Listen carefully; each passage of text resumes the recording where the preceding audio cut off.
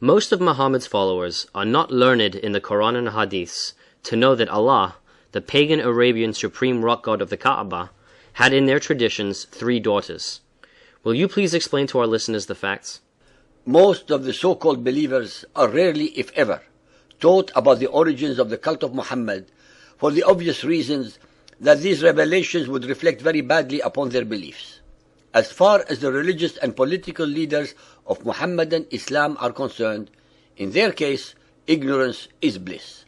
Let us now look at the records that we have available regarding this topic. In pre-Islamic days, called the days of ignorance or Jahiliyyah, the religious background of the Arabs was pagan and basically animistic. Through wells, trees, stones, caves, springs, and other natural objects, man thought he could make contact with the deity. At Mecca, Allah was the supreme rock god of the Kaaba and chief of the gods and the special deity of the Quraysh, Muhammad's tribe. He was similar to Jove, the king of Roman gods. Allah had 3 daughters. Al-Uzza, Venus, most revered of all and pleased with human sacrifices, and represented by the symbol of a star.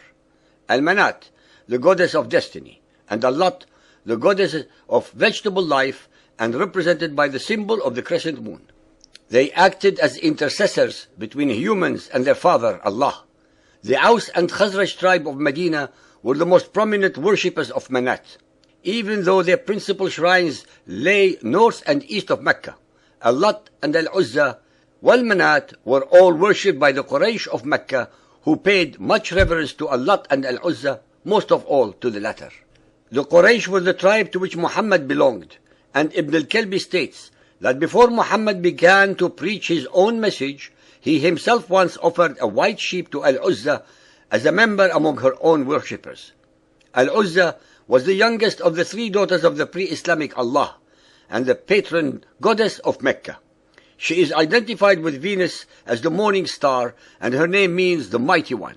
She resided in a tree similar to the acacia. Such was the paganism in which Muhammad was reared, and which he later came to believe it was his mission to dispel. Al-Uzza, Al-Lat and Manat, the 3 daughters of Allah, had their sanctuaries in the land which later became the cradle of Muhammadan Islam. In a weak moment, the monotheistic Muhammad was tempted to recognize these powerful deities of Mecca and Medina and make a compromise in their favor. But afterwards he retracted the revelation which he blamed upon Satan, and instead said to have received the form now found in Surah An-Najm, the star 53.19-20. Later theologians explained this case according to the principle of nasikh and mansukh, abrogating and abrogated verses, by means of which Allah revokes and alters the announcements of His will. This results in the cancellation of a verse and the substitution of another for it, as in Quran 2.100. Al-Tabari 6.108. When the Messenger of Allah saw how his tribe turned their backs on him, and was grieved to see them shunning the message he had brought to them from Allah, he longed in his soul that something would come to him from Allah that would reconcile him with his tribe. With his love for his tribe and his eagerness for their welfare, it would have delighted him if some of the difficulties which they made for him could have been smoothed, and he debated with himself and fervently desired such an outcome. Then Allah revealed Surah 53, and when he came to the words, "Have you thought Al-Lat and Al-Uzza and Manat, the third, the other?" Satan cast on his tongue, because of his inner debates and what he desired to bring to his people, the words, "These are the high-flying cranes, verily their intercession is to be hoped for." When the pagan Quraysh heard this, they rejoiced and were happy and delighted at the way in which he had spoken of their gods, and they listened to him, while the Muslims, having complete trust in their Prophet, with respect of the message which he brought to them from Allah, did not suspect him of error, illusion, or mistake. When he came to the prostration, having completed the surah, he prostrated himself, and the Muslims did likewise. The polytheists of the Quraysh and others who were in the Kaaba likewise prostrated themselves because of the reference to their gods which they heard, so that there was no one in the mosque, believer or unbeliever, who did not prostrate himself. Then they all dispersed from the mosque, The Quraysh left delighted at the mention of their gods.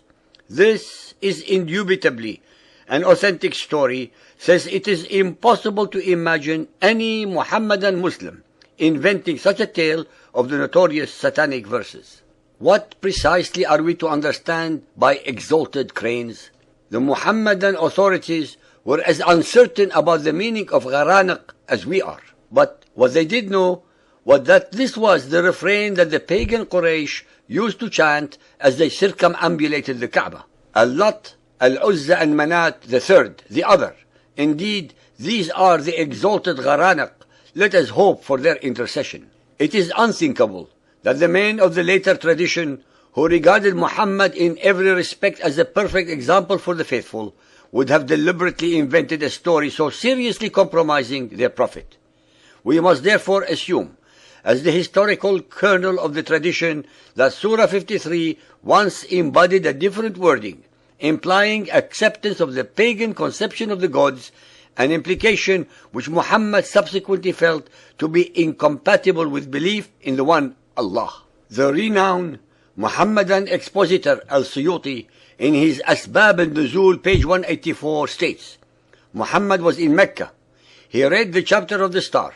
When he uttered, "Have you seen Al-Lat, Al-Uzza and the other third, Manat?" Satan instilled in his tongue, "These are the exalted idols, daughters of Allah, whose intercession is hoped." The infidel said that Muhammad had mentioned their gods with good words.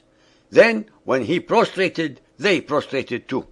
The great Sunni exegete Ibn Kathir, even though he doubted the veracity of this report, nonetheless had to admit that how the shaitan threw some falsehood into the words of the messenger and how Allah abolished that. وَمَنَاتْ الثَّالِثَةَ الْأُخْرَى, and Manat, the third, the last. And Satan made him utter the words, تِلْكَ الْغَرَانِقَ الْعُلَاء وَإِنَّ شِفْعَتَهُنَّ لَا تُرْتَجَى. These are the exalted idols whose intercession is acceptable to Allah. Bukhari 2.177, narrated by Ibn Abbas. The Prophet prostrated while reciting An-Najm, and with him prostrated the Muslims, the pagans, the jinns, and all human beings.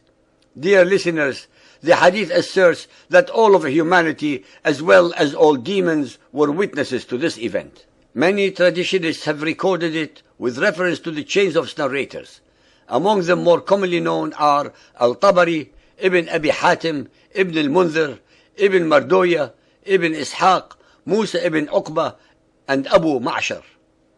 It is all the more strange that Ibn Hajar, a recognized authority on traditions, insists on the truth of this report and says, as we have mentioned above, 3 of his chains of narrators satisfy the conditions requisite for an authentic report. When Muhammad brought a revelation from Allah, cancelling what Satan had cast on the tongue of his prophet, the Quraysh said, Muhammad has repented of what he said concerning the position of your gods with Allah, and has altered it and brought something else. Those 2 phrases which Satan had cast on the tongue of the Messenger of Allah were in the mouth of every polytheist, and they became even more ill-disposed and more violent in their persecution of those of them who had accepted Islam and followed the Messenger of Allah. Ladies and gentlemen, the satanic verses controversy have taxed the minds of the most learned scholars of Muhammadan Islam over 1400 years.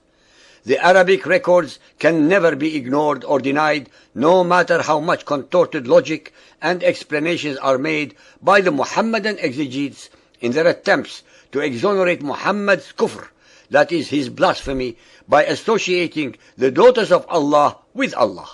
The Muhammadan records prove that in a moment of weakness, Muhammad tried to bring his pagan tribe to his belief system by compromising his monotheism, but then recanting and conveniently blaming the totally innocent Satan for his own failure.